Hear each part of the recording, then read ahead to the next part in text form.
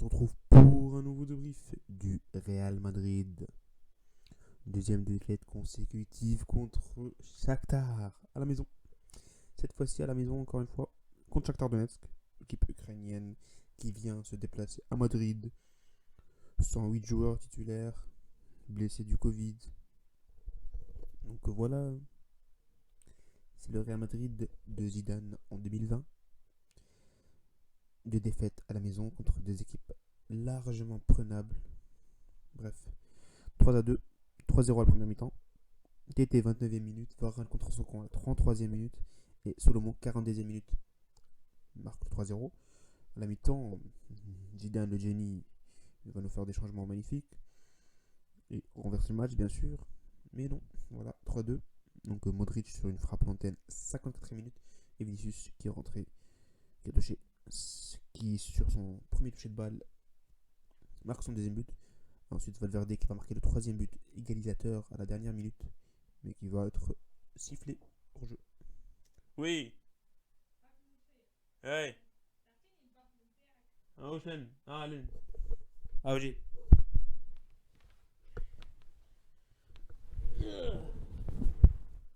الباف بتاعي تعمل ايه الباف بتاعي اصلا؟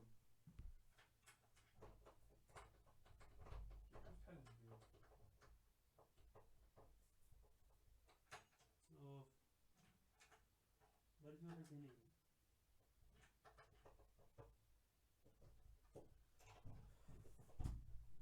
وين الباف؟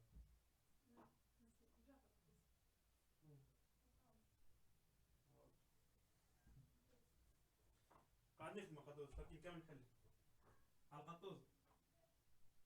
شكون يحكي معي؟ اي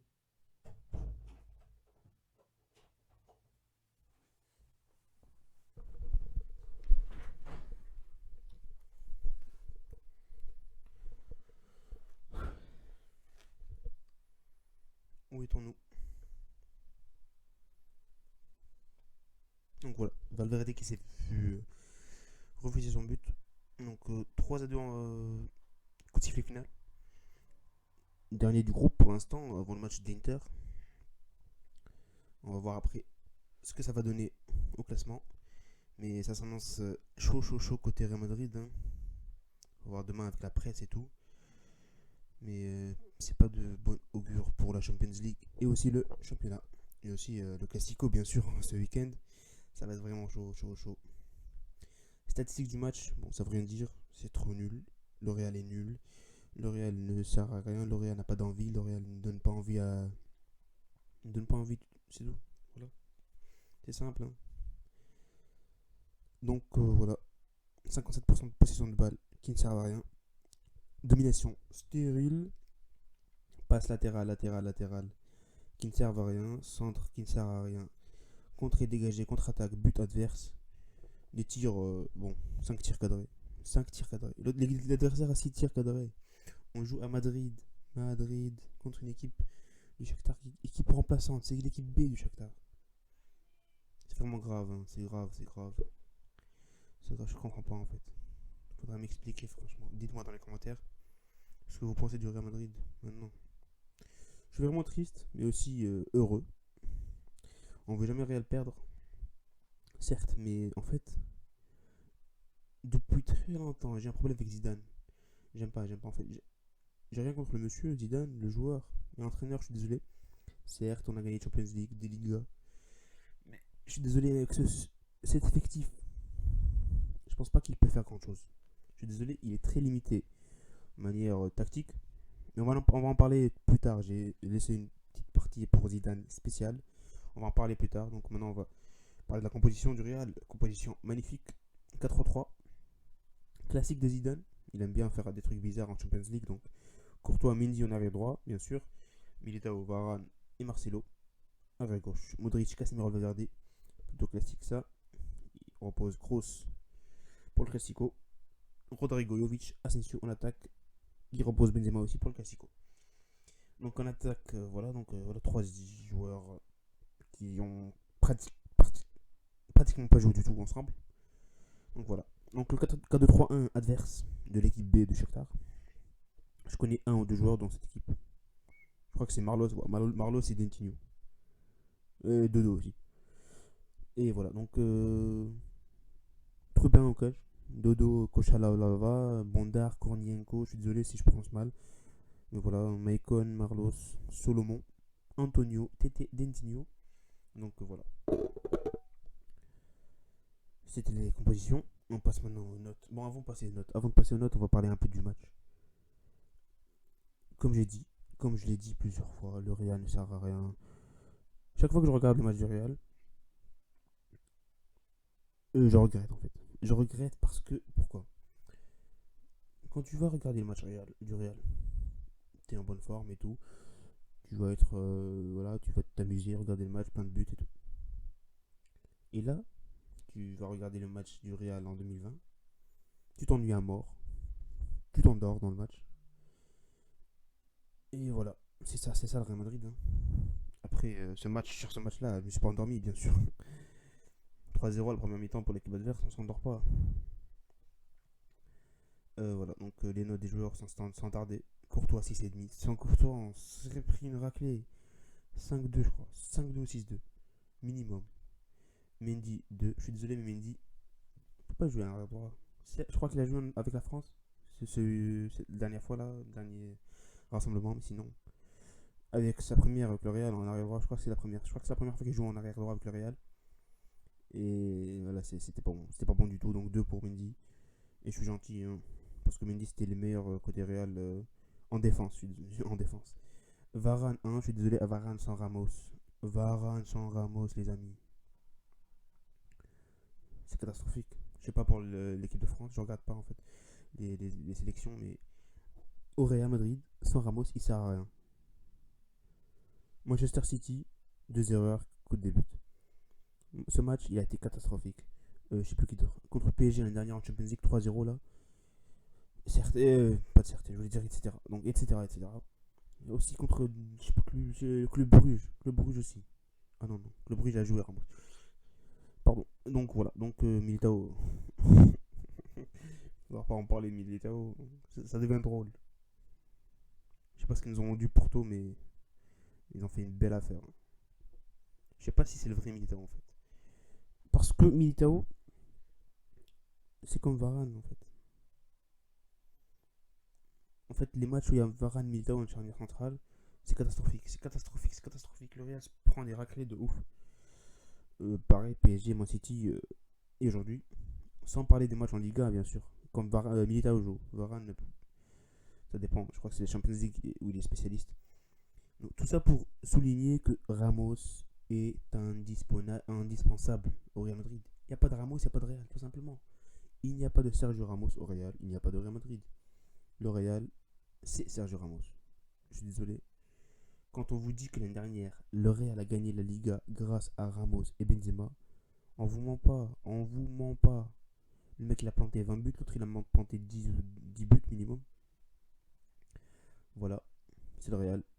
Zidane a pris une Liga grâce à Ramos et Benzema l'année dernière. Les années d'avant avec Ronaldo bien sûr. Donc Marcelo, je suis désolé mais ça suffit pour Marcelo. Première mi-temps catastrophique, deuxième mi-temps défensivement il était pas là-bas. Donc première mi-temps, pour vous rappeler, il a joué en arrière gauche. Deuxième mi-temps, il a joué en attaquant, ailier gauche, milieu offensif, je sais pas quoi. Il a été catastrophique, il a été nul. Il prenait une balle, donc balle au pied, centre, dégagé, contre-attaque. Centre de Marcelo, raté, contre-attaque. J'ai regardé tous les centres de Marcelo en deuxième période. Il n'en a pas réussi un. Re-regardez la deuxième mi-temps de Marcelo et vous allez voir par vous-même. Je suis désolé, mais Marcelo ne doit plus rejouer avec le Real Madrid. S'il joue comme ça, après Marcelo, si on a le Marcelo de 2015-2016, je suis plutôt bienvenu. Ensuite, c'est Casemiro. Casemiro, je vais vous montrer un truc. Le truc bizarre qu'il a fait en fin de première période, où il dégage la balle bizarrement, où il tire, je sais pas ce qu'il voulait faire. C'est là le problème. C'est le match de Casemiro. Ça résume le match de Casemiro. Donc 2,5. Valverde, j'ai pas eu du tout. À part le tir à la fin, là, il a tiré, je sais pas quoi. Donc 3,5 et je suis gentil. Hein. suis gentil parce que j'ai pas vu du tout. Je l'ai vraiment pas vu. Après, à part les passes latérales qu'il a fait, j'ai pas vu le Valverde qu'on connaît. Modric, on pense que ça a été le meilleur joueur. euh, un des meilleurs joueurs côté Real Madrid avec Courtois et Vinicius. Il a marqué le but qui redonne l'espoir. Et voilà donc Mars Modric.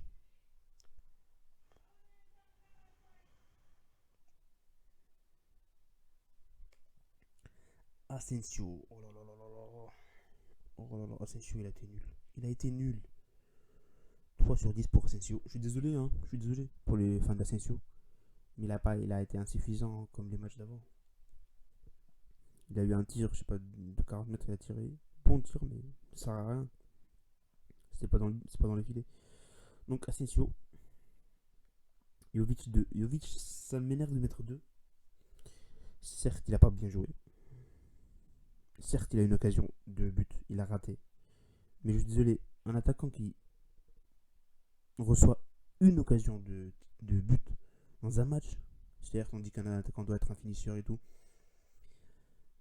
Mais voilà quoi. Un tir, c'est pas un but 100%. J'aime bien Jovic, j'adore Jovic. Mais je pense que il n'est pas jugé à sa juste valeur. Oui, oui, il a été nul. Il a été nul aujourd'hui, oui. Mais je pense que les gens vont le punir pour ce match. Je pense vraiment que les gens vont le punir pour ce match beaucoup plus que d'autres joueurs dans l'équipe. Hein. Beaucoup plus. Donc 2 sur 10. Je suis désolé, mais c'est comme ça. Rodrigo, il a été nul, donc 2. J'ai rien à dire d'autre. Je suis désolé. Les remplaçants Benzema, j'ai pas aimé du tout. Il a essayé de faire ces trucs là où il part en. Je sais pas combien, il joue en milieu central, je sais pas quoi. Ça n'a pas marché. Avec le bloc très très. Le bloc dans les cages, voilà. Le bloc très très bas du Shakhtar. Donc 2 sur 10. Vinicius, meilleur joueur côté Real Madrid sur le joueur de champ. Il est rentré, il a marqué, il a donné espoir pour le Real. Il nous a donné espoir. Et enfin, il a tenté. C'est ça.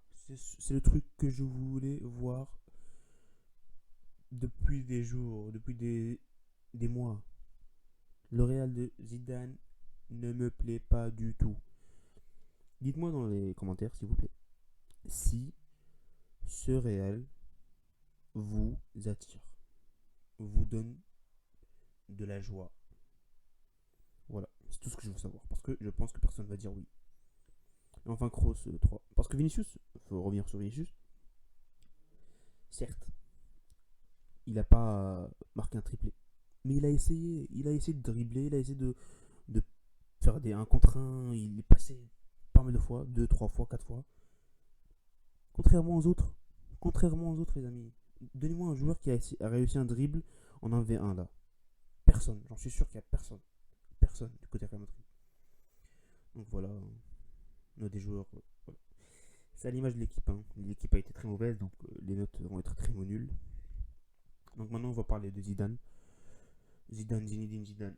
Oui, oui, Zidane nous a fait gagner 3 Champions League. Oui, Zidane nous a fait gagner 2 Ligas. Mais Zidane ne me donne pas envie de regarder le Real. Pardon. À chaque fois. Non, non, non, mais il n'y a rien du tout. Il n'y a rien du tout au Real. Il n'y a rien qui se passe. Pas de stratégie, il n'y a rien du tout. Certes, Zidane a le côté management magnifique, côté motivation, truc de fou là. Il donne de l'envie pour les joueurs. Mais quelle envie? Il n'y a plus d'envie là. Il n'y a plus d'envie du tout. J'ai pas vu un joueur mourir sur le terrain pour une balle, un truc comme ça. Il n'y a rien du tout. Il n'y a pas d'envie. Ils veulent pas gagner. Ça perd des 3-2 contre Shakhtar. Un Shakhtar réduit complètement. Donc voilà, Zidane. Mais après, en voyant Zidane, quel entraîneur peut remplacer ce Zidane? Même s'il va pas être viré du tout, hein. J'en suis sûr et certain. Florentino Pérez, il s'en fout, il l'adore. Faudra voir vraiment un fiasco, genre élimination Champions League des poules. Ce qui peut vraiment arriver. Hein. On commence très mal. 3-2 à domicile, défaite contre Shakhtar, qui est censé être l'équipe la plus abordable. En plus, c'est l'équipe B. Oh là là là là là, que dire Zidane, que dire, je suis désolé, mais aucune stratégie, aucune tactique abordée dans le match. Donc le jeu inexistant. Donc on prend la balle, passe latérale, passe latérale, passe latérale, passe latérale, centre, contre-attaque, équipe adverse, but. C'est comme ça, tous les matchs du Real, c'est comme ça. C'est tous les matchs comme ça. Après contre le Barça, on va voir parce que le Real aime bien laisser la balle au Barça. Donc franchement, j'ai peur pour le Barça, mais ça me choquerait pas de voir le Real battre le Barça parce que c'est l'inverse en fait. On n'a pas le ballon contre le Barça. Bref, tout pour dire que je pense qu'en ce moment, Zidane n'est pas l'homme de la situation pour le Real Madrid. Mais quel avenir pour Zidane? Quel avenir? Est-ce qu'il va rester et construire un nouveau truc avec de nouveaux joueurs? Mais avec ce Real Madrid, je suis sûr et certain que Zidane n'ira nulle part. J'ai pronostiqué 2-0 pour ce match euh, pendant l'avant-match.